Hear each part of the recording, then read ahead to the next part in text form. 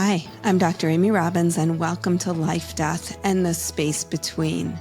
For 15 years, Krishna Trevor Oswald, better known as East Forest, has been at the forefront of the subcultural movement that views music and psychedelics as powerful healing tools. When his publicist reached out to me to be on the show, I was so excited because I've listened to East Forest music before in meditation, in journeys, and just frankly when I'm taking a bath. And it is so powerful and moving to be in that music to help you achieve an altered state, or just to be in the music and enjoy yourself. But I was really looking forward to this interview, and we talk about music and psychedelics and how he composes his music to mirror the arc of the psychedelic journey.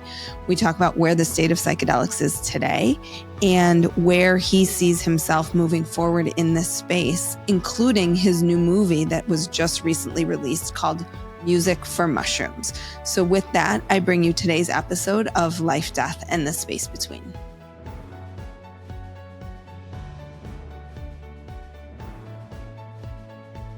Welcome, East, to Life, Death, and the Space Between. Thank you. So for those who don't know you or know your work, as soon as your publicist, as soon as I got the email from your publicist, I was excited because I've been listening to your music for a long time. I've been integrating your music into my own personal journeys, and I've been using it for meditation. So it was a very exciting moment for me to actually be able to meet you. Tell us about your fascinating journey into the music of mushrooms or psychedelic journeys in general, because it's used, I mean, any Johns Hopkins list you look at, anything, your music is right there. It was 15 years ago that I started making music for myself to journey to. And that was, it was coming out of a place of where things were falling apart. I was living in New York City. And so it's more like there was an opening by this like collapse externally in the world, but also internally for myself. And I just really wanted to make something for me that could help guide a journey for me. And it was inspired by some journeys I'd had in the past where I kind of stumbled into these moments with mushrooms and music that were really, really powerful and important. I didn't fully understand them. And then I'd also just been getting introduced at that time to a variety of indigenous ceremonies like ayahuasca and sweat lodges and San Pedro and so forth. So I was just kind of using all that inspiration to write something for myself. And it was just very powerful for me. And back then there weren't like Instagram accounts and websites and publicly traded companies and festivals and conferences about psychedelics. Like there was almost nothing. Mm-hmm. Books, a couple podcasts like the Psychedelic Salon, and not much. And so, there were some people out there into it, but it certainly wasn't cool. And but it felt really important to me, and so we were doing a lot of ceremonies with friends, and we had a little community that was starting to grow in upstate New York. And I still worked there, but we were working there fairly regularly and diligently, and just started to develop a protocol, and for myself also just developing a musical language that was conducive for that space, just through a lot of real world experimentation with a really wide group of different people, thousands of people over the years. And so you just learn stuff over that, and you learn a process, you learn what kind of works for you. And so when things started to change in the world and things got a little more culturally relevant in the psychedelic space, we kind of had something unique to share. We had our own unique perspective of basically 15 years of our own anecdotal research and work, so to speak. And not a lot of people have been doing that, at least with music, like in a modern way. So there wasn't as much out there. And I hope there's more, but it's sort of a lot of like newer stuff coming online. And but I was doing it for such a specific purpose for so long that, you know, for that purpose, I think it works really well. When you say for that purpose, do you specifically mean for the purpose of mushrooms? Like, do you see there being different musical accompaniments to different medicines? I'm not even going to specify specifically Yeah. plant medicine, because I think, MDMA has perhaps a different vibe to it. Yeah. LSD, which Yeah. I mean, I've been writing music for mushroom guidance, and I was also writing the music and improvising it in mushroom ceremonies. So I mean, it was very specific, but I've heard from other people, many people now at this point, that it works really well for them in other ceremonies. Like some people use it in ayahuasca, some people using it for MDMA sessions, DMT guidance, all sorts of things. And then, of course, beyond psychedelic therapy, like just breath work or kids' art classes or relaxing. I mean, whatever. It's music, right? It doesn't have to be in that space, but for me personally, it was from and inspired by, and I feel my mentors like the mushrooms. But you know, but it seems to be working in a lot of spaces. So when you're composing it, what is the intentionality behind the different parts of the journey and maybe the music that you're integrating into those different parts? You mean like the arc or the? Yeah. Yeah. Well, because it's recorded in ceremonies and because I'm improvising in those spaces, it naturally is responding to what's happening in the room. And that just feels like a really important element for Mm-hmm. me. And it also naturally, like it just, you can't help but not be in, you're reacting. You're in conversation with those people in the room. And on top of that, uh, you there's a kind of magic when there's an other, like there's a witness when it's in a live space, that things can happen in the studio space too, for sure, where maybe there's a different kind of freedom because you're just kind of messing around and you're alone. But when there's this kind of pressure in a way uh, of people being there in real time, it sometimes can create this sort of elevated uh, tension in a way, or Mm. something that can spur kind of adrenaline or something, that like things happen sometimes where I'm like, I don't feel like I maybe would have come up with that, or that would have emerged without that kind of co-creative witness in the room. Mm-hmm. What do you think that then says about the collective consciousness in all space and time? But I think it's heightened when you are in a psychedelic state, right?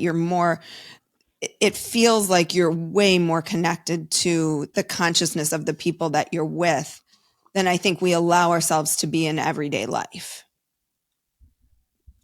Yeah. Yeah. I mean, I would say we are connected like that in everyday life of all the time. And these sort of things happen in quote unquote regular concerts too, but psychedelics are amplifiers. And so we're in these spaces where it's like things are way amplified, all in all aspects.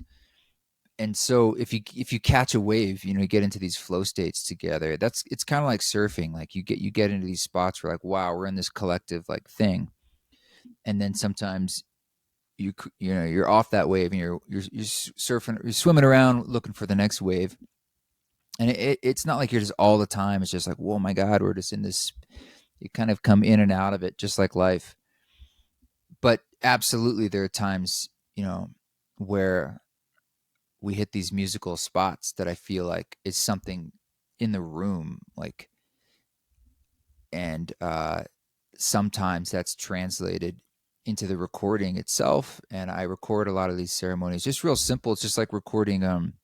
It's actually this recorder I'm using right here to use this mic, but just a stereo digital recorder. So it's just recording like, whatever's coming out of the speakers essentially Mm-hmm. in the room. And yeah, sometimes there's stuff that I listen to and I'm like, what the hell was that? Like, where did that come from? Right, right. How do you think your music differs perhaps from the previous music used in psychedelic ceremonies before there was you? Well, I can't speak to all. Well, first off, for thousands of years, there's been music that I'm not even going to compare to because it's like, let's just say recorded music. Okay. So that's a much more modern Right, right. context. There really isn't much recorded that's intentionally for that space. There's some, but not a lot. Mm-hmm. And a lot of stuff in that space, it wasn't, a lot of it wasn't wholly psychedelic. I'm speaking super broadly, but it was kind of like more like the wellness, new age, that, that Mm-hmm. whole thing. Mm-hmm. And that was not something I aligned with creatively at all. Like, Like the that's really, yoga.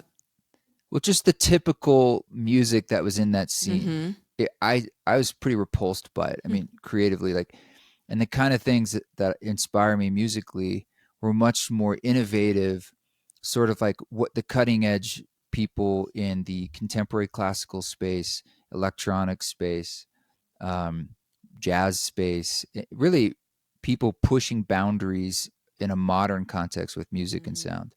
And so that's just what interests me as an artist. But I happen to be really interested in the psychedelic space and guiding it. And so it's like, I had no interest in like, oh, what are people doing already? And I'll just like do that. It's like, no, no, no. I want to try and like do something that excites me musically, like creatively, and challenges me.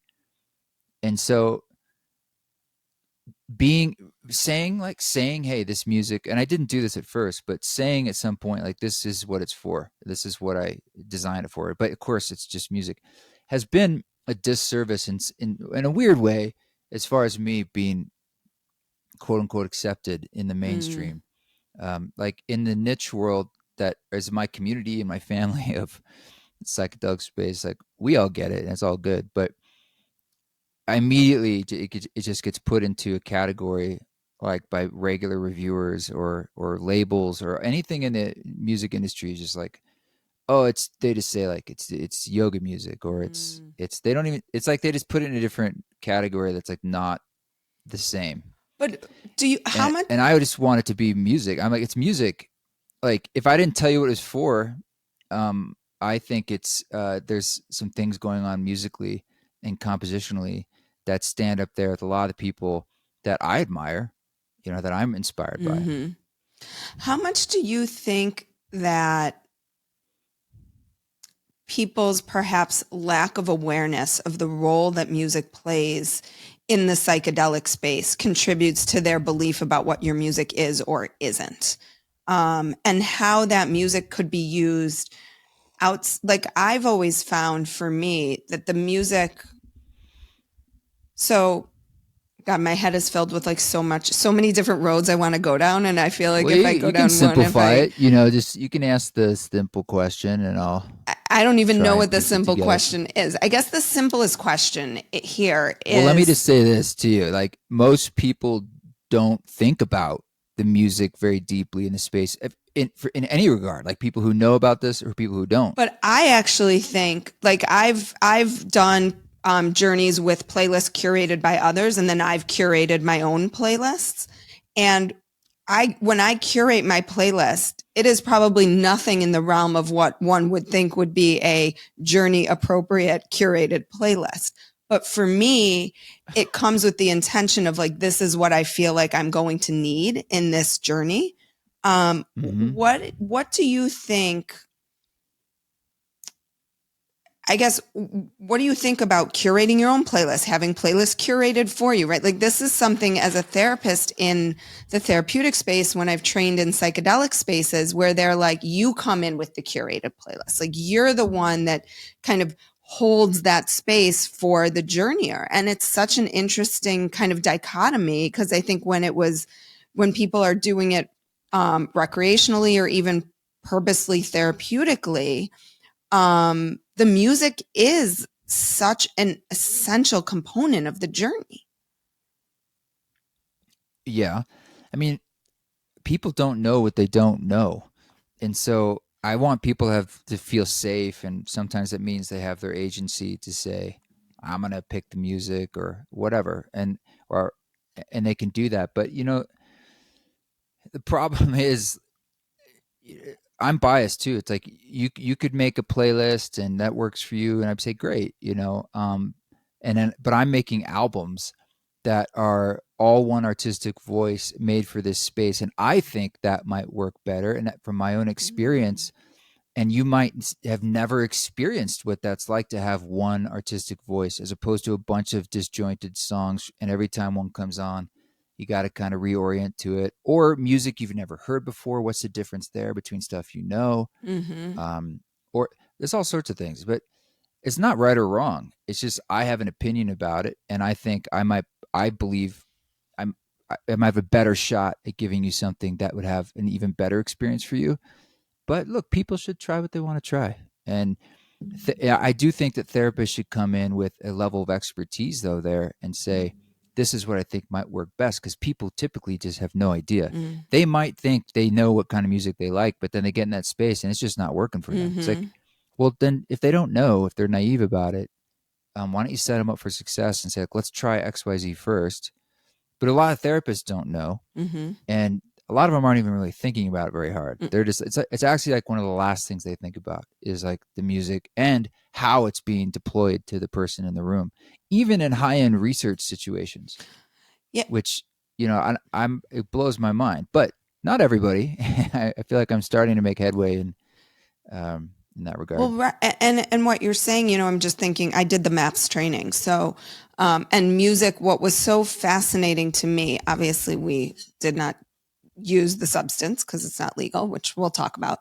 Um, but we did do a small segment of just sitting with the music and seeing where the music took us, and it was amazing how being in some ways, my listeners have heard me talk about this a little bit before, just being in the consciousness of the medicine, even though we weren't in the medicine, brought everybody to this incredibly heart open space throughout the course of these 2 weekends. And then when we did the music portion, the ability to begin to access altered states of consciousness fairly quickly with just the music was pretty remarkable and pretty universal for people.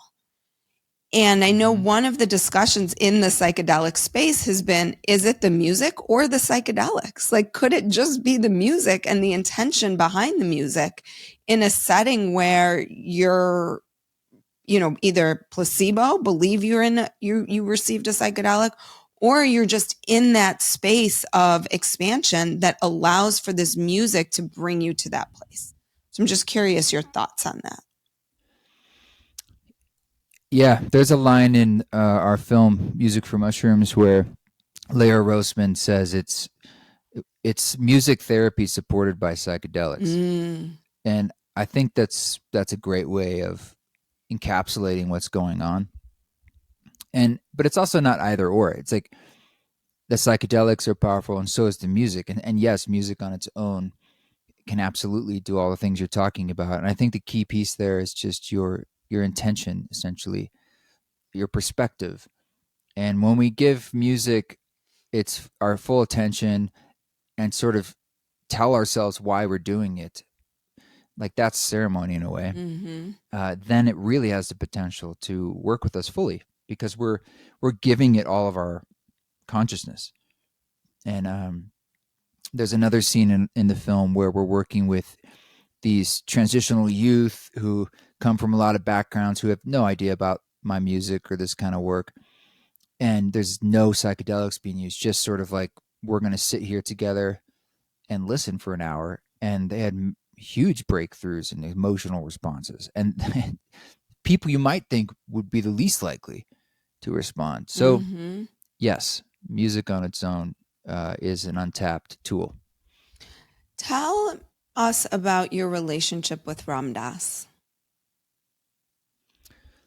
Well, I mean, it's still feels alive, Mm. and I'm very grateful for it. And it was very transformative for my life. And Maharaji uh, and Ram Dass has just been a beautiful uh, experience being in that community too. It's a real community. And I've been playing a lot of their retreats and doing a lot of stuff with Love Serve Remember Foundation over the years. So um, Yeah, it feels like a family. How did that relationship come to be? Well, the actual going out there to record with him, I just reached out to the organization, and it was the right time, right place kind of thing. Mm-hmm.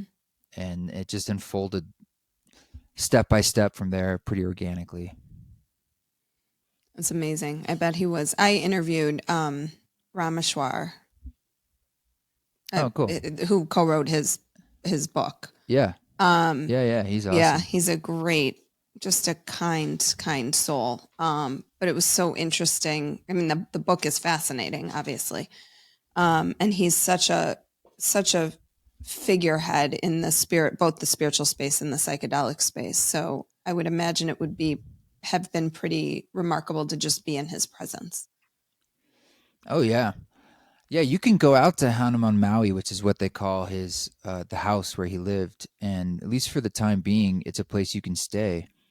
And the study where he spent most of his time is the same. And it's just a cool opportunity to go there and just like get seeped in the vibe, and stay there. Mm-hmm. And you feel that energetic. Oh yeah. Experience. Yeah. His pictures are everywhere, and the puja table's the same. It's like, yeah. How do you think that the music can be used, or what do you think it is about the music that can bring you right back? Like, I've used the music that I've listened to in journeys before to bring me back to that space. Yeah, it carries memory, or it helps unlock mnemonic aspects of your brain for sure. I mean, music, especially instrumental music, like it's speaking in a through metaphor and feeling, emotion. Like that's what it does, and that's what's so amazing about it. And so it's able to speak a psychedelic language in that sense. It's non-dual. It's not like this super literal thing. It's more like it translates into interpretation and feeling inside you. And the psychedelic space is that. It's beyond something you can just pinpoint or grab. And there's like a translation that's often challenging. Like in the psychedelic space, things can be so salient and understandable, and like it just you just get it. Right. It's all there, and it all makes perfect sense in it. Yeah, you're like, I remember the understanding, but I can't put it into words for you. Right. Like it was a feeling understanding, so it's with you, but it's almost impossible to describe. The only way to describe it, Eric Davis on my podcast had this really cool line about like the mystery has no edge. And I feel like the psychedelic space is that. So the only way we can talk about it is through metaphor, through art, through silence. I mean, that's what art is for. That's what creativity is for us to celebrate this thing that's just beyond the boundary condition of our three-dimensional consciousness. The expression of But we have access to it. And that's what's so cool about being a human being, is like we dance between these worlds, and music is one of these things that is just continually dancing between these worlds. All art is, but music, I feel like, speaks that language literally. Well, and it's, one of the things I'm thinking about in the last journey that I did, when I was journeying, I had done several journeys with these people, so we had gotten close over time, and I stepped into my role as therapist, and I was like on fire. Like I have never been as clear about what needed to happen for them, for me. Not that, I mean, I was very intentional about the journey was my journey, not theirs, but everything looked so clear. And it was like all this knowledge that I had from years and years of school and everything just was coming out so fluidly and clearly. And I'm thinking about your ability to do your work in that space and how it's elevated the work that you do. And yet, not that I'm suggesting that everybody should be, tripping when they're doing their work, but it does. And a lot of people do microdose now to get to these sort of mini expanded states. But it was just so powerful to me in terms of what I felt like I was able to access, maybe without any inhibition to do so. And so it's admirable that you've been able to do this with your work in that psychedelic space. Like you can work while you're journeying. Well, I mean, it's more that I'm in the space and other people are journeying, I think, is the energy in the room that's really creating that vibe. Um, I really create two kinds of, or two ways of creating music largely. One is in the ceremonies and one's in the studio. And the stuff from the ceremonies is the stuff that I go back and listen to, and just sort of find things that I'm really like jamming on, and I'm like, I curate that into a record for psychedelic guidance, those long form records. Mm-hmm. And I have a series of those, soundtrack for the psychedelic practitioner. The third one's coming out. That's really the soundtrack to the film. It's the elongated soundtrack that'll come out in early 2025. But then I make studio records that's like, it's just a different like creative muscle where you know, it's a little more of a thought process, and you work on it over time, and maybe, you know, other people work on it with you, and guest artists and stuff. And I don't intend for that to be guidance music, but some people use that too. Mm-hmm. I mean, that's like the Ramdas record was not something I was like, yes, this is what you journey to. But I'd agree that songs like "Sit Around the Fire" or like, "I Am Loving Awareness," or Mm. some of these songs, like they are pretty conducive in that space. Mm-hmm. But so look, there aren't hard rules. It's just kind of, you gotta. It's a matter of taste too. Right. Well, and you Some you people might want to experiment listen with to it. death metal while Right. they do it. You know, Right. that's their doorway in. You know. What is your take on what are your thoughts about where we are now in terms of this psychedelic renaissance, which was what it was called, and now it seems like maybe there's some pullback given the recent FDA ruling, and where do you see things as you are in this pretty well immersed in this space? Well, the FDA thing and Lycos, I don't really see that as this big setback. I actually see the contraction was happening before that, and it was more economic. That I don't remember, it was 4 years ago or something. Like there was just tons of money being poured into just about any startup, and everyone was just flush with cash, and they were making these plays that didn't have much of a business model behind them. And so naturally, as the cash runs out from their startup and they're not making the revenue, they got to pull back or close. And there was this huge contraction in that regard, where a lot of those businesses didn't work out, and that's kind of normal. It's like, because they were way out over their skis, and like, Mm-hmm. is there actually a business model there? But besides the business part, I think like the energetic blossoming and the interest hasn't contracted; it's only grown. That's been a fairly like expansive energy that's continued, particularly over the last 2 years, and really since COVID. Mm-hmm. Um, I can't tell you how many people I've been meeting that are like training to be guides, or they're already guiding this or that, or all sorts of little companies that are trying to position themselves to start providing medicine or therapies. I mean, there were almost none, 10, 15 years Right. ago. I would even And argue now 5 years ago. constantly. Yeah. So it's really, in the last 2 years, there's been a lot of new people coming online. And in that regard, I'm happy to see that. But there's also sort of an enthusiasm that's somewhat naive sometimes, where I'm like, yeah, you'll it'll calm down, or you'll find it'll be more grounded for you, or things you don't. That's fine. That's natural for things to Mm-hmm. be where it's at, but it's going to be messy. When you bring this stuff online mainstream, I totally anticipated it to be a bit windy and messy, and it is, and it will be, and and that's not bad. That's how it sort of, we try and figure out how to do this, Mm-hmm. and it's happening. Tell us about your movie. What inspired it? Well, it's called Music for Mushrooms. It's a feature length narrative documentary, and it's in theaters right now in the fall of 2024. And we will be doing some digital events as well too, like global screening opportunities soon. So Not in if Chicago. you I want to, looked on your list. There was nothing in I know Chicago. we've been trying. I know, maybe no one there is willing to play a mushroom movie. What do you need? How can I help? We need a theater that's like, yes, we will screen this. A friendly theater owner But we, like I said, we'll be doing this online too.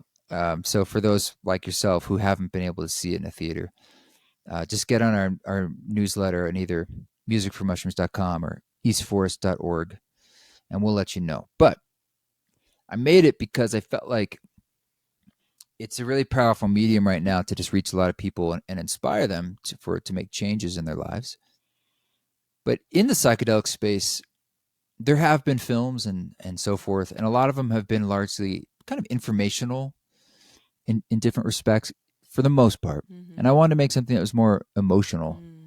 and really, which is what music to me is all about, Mm-hmm. and something that really speaks to the emotion of the experience and the emotion of the human experience, and in that way inspiring people from that vantage point.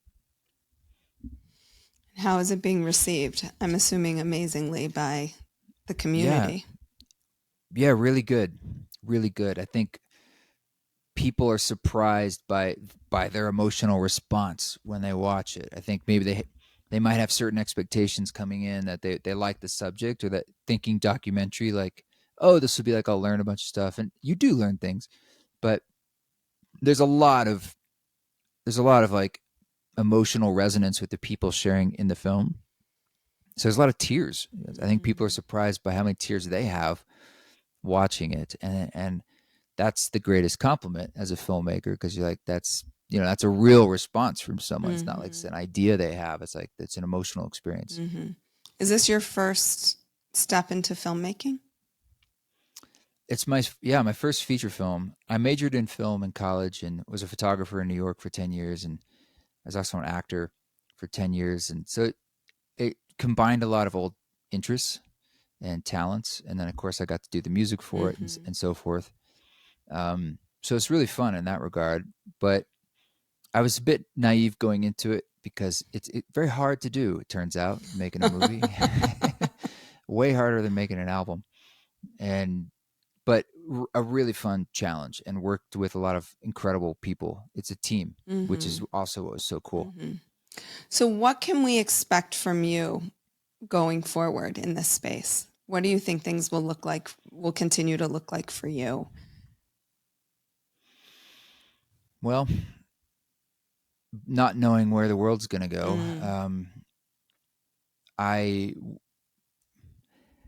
it would be nice if I still have something to say that's relevant to the world and needed. And if that's true, that I'm able to do it in a way that's sustainable for myself and for the planet. And right now, I feel like I'm still sort of dancing on that edge, because there's creative things I really want to do that I haven't been able to do yet, especially in the live space, that I'd like to do, mostly because they'd just be super beautiful. But I haven't had the resources to do them yet, and I really would like to do them. Just as like an artist, I'd love to do that. What do you envision that would look like? It's kind of it's just like a scale of a show that has elements that would require hiring and working with other artists, whether they're video people and lighting people and other performers. I mean, honestly, it's kind of one of the perfect venues for it would be Vegas. I hate Vegas. Me too. But might be my least favorite place on the planet, but like thinking like what you can do on a tech perspective. And it also means, if you're playing there, that whatever you're doing is relevant enough to the country, especially the middle of the country, that it should play there and people are going. And so it's also like an indication of like, this is needed. Like, and I'm not saying I want to water anything down. Like I want people to go to the experience from like Oklahoma, and they're just like, I heard this is great. But it's like, but they're so moved emotionally that they're just like they feel like their life has changed. No medicine. And I'm like, that to me is like, that would be incredible. And it's because it's so beautiful, and it's a good show. Like it's entertaining, and it's got the right arc. And I try to do that now. But beyond just me on stage, string sections and visualizations and lighting effects, and like, I'm seeing you with the Sphere. The Sphere would be incredible. Right. Yeah, the Sphere. So that's 20,000 seats. So in order to do that, you got to grow to a level where you can sell more than 20,000 seats for that to make consecutively, sense. right? So Consistently. yeah, like Yeah. that would be an amazing achievement as an artist, and it would also mean that hopefully, if I'm staying with my my North Stars, that it's also it's relevant in our world, Mm-hmm. you know. Mm-hmm. And I can't control that, but if it is, it is. But I'm grateful for what I'm doing now, and it's really fun to play for people, and it's a challenge, but it's rewarding, a huge challenge. And then aside from that, I'll probably continue doing the retreats we've been doing with my partner Rada. We're doing another one Costa Rica Mm. at Reunion, and that just went live. And I'll I'll probably continue the podcast. I've been doing the podcast for 5 or 6 years, and I enjoy all these things. But it's like I've been thinking more and more about like time and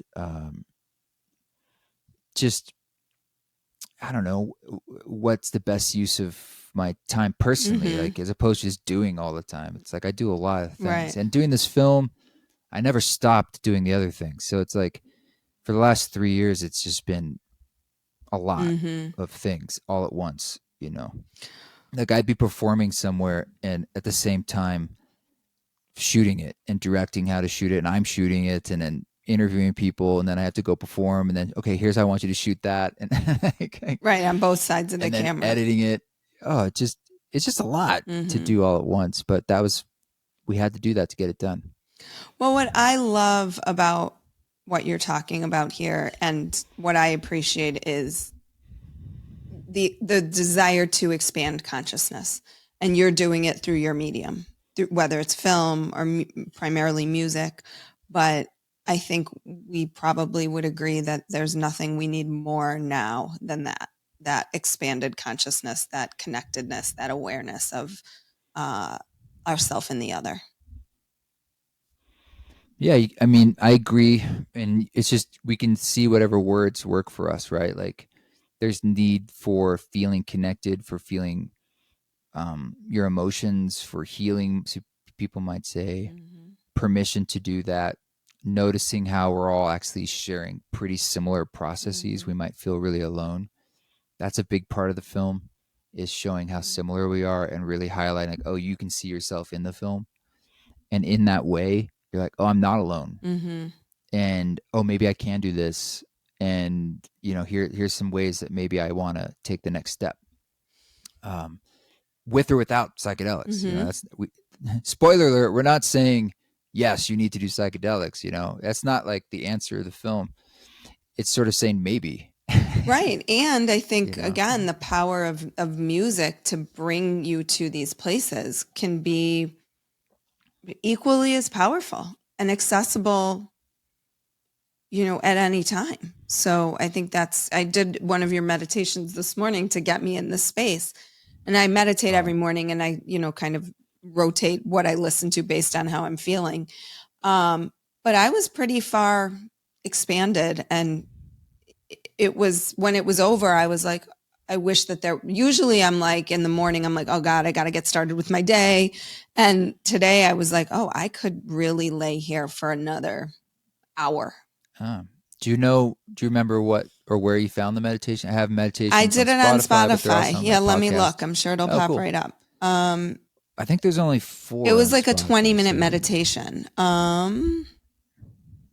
might have been meditation for chaotic times, or there's Tension one and called like Sing Awake. Trust, maybe? Is that? Oh, that's No, for that's my an podcast. episode. Okay. It wasn't that. Where is this? Well, I release a bunch of them on my podcast. So Okay. I do even more on my Patreon. We do like every month we do new meditation together. That's sort of live together based on what we're all going through. Tell us about your podcast and where people can find your work if they want to support you on Patreon or anywhere else you're doing your thing. Yeah. Well, podcast 10 Laws with East Forest, wherever you listen to podcasts, or if you just search maybe East Forest Podcast. All this, I suppose the easiest is going to eastforest.org, because, there's the little links for everything right there, Mm-hmm. whether it's the film or the newsletter or social media or podcast.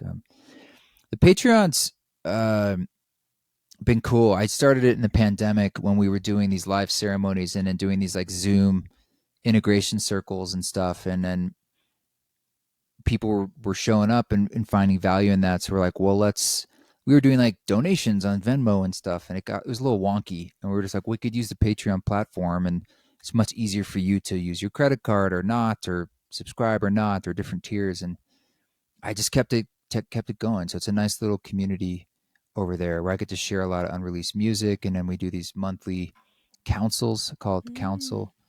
And that is, it's really nice to just connect with people, and as opposed to just doing this stuff on your own. And it's always cool to be out there in the world and someone's like, I'm in your council. I've been there for like 3 years. I'm like, oh my God, what's up? Right. I'm like, I know it is. It is. You feel like it's you're like, this is special. All right, you're special now. You get the VIP treatment. I know it is fun. I had someone, I do a similar thing, and I just did a like asking me anything call the other day, and this one was like, oh my God, I can't believe it's you. I'm like, it's me. It's just me, little old me. Yeah. I love, there's this old video I saw of like Lennon. They were at some house recording, or maybe he was recording. Some dude showed up, just knocks on the door, and he was definitely not fully there. Had some issues, and they're filming everything, and Lennon just comes out, and he's sitting there talking to the dude. He's like, "Hey man, I'm just a guy. And the guy's like totally out of his mind. You know, most people would be like, "Okay, got to call somebody, get this guy. He's dangerous." And I love this conversation where he's just trying to explain to him. He's like, "Look, man, I'm just John. Like, I'm just a guy in here having tea." Right. We are. And they invite him in. They're like, "You want some tea?" He's like, "Okay." And then they're just sitting there with this like semi-schizophrenic guy who's just like sipping tea with them as they're smoking cigarettes and having lunch. Right. And he's like, "See, God. I'm just John. I'm just a guy. I'm just a girl." We're all just people. Right. We are all just people. Well, East, thank you so much for your time today. I really encourage anybody who is exploring not just psychedelics, but exploring meditation, exploring altered states, exploring a bath at the end of the day that they want to relax and unwind with, to put your music on with it, because it does elevate the experience and brings you to a different place. Whatever place that is where you need, I believe, is where you need to be. So thank you so much for inspiring us in this world to really integrate music into these experiences, because it is so important. And I have loved integrating music into so many of my experiences that I've had, whether it be breath work, psychedelics, my bath at the end of the day, whatever it is. So thank you. Yeah. Thanks for talking. It's been fun. Like what you heard today and want to hear more? Wondering what comes next and what it all means? Head over to Apple Podcast, Spotify, Stitcher, Google Play, or anywhere you get your podcasts and hit subscribe. Also, if you could take a minute to rate and review my podcast, I would really appreciate it. Stay tuned as we continue to explore life, death, and the space between.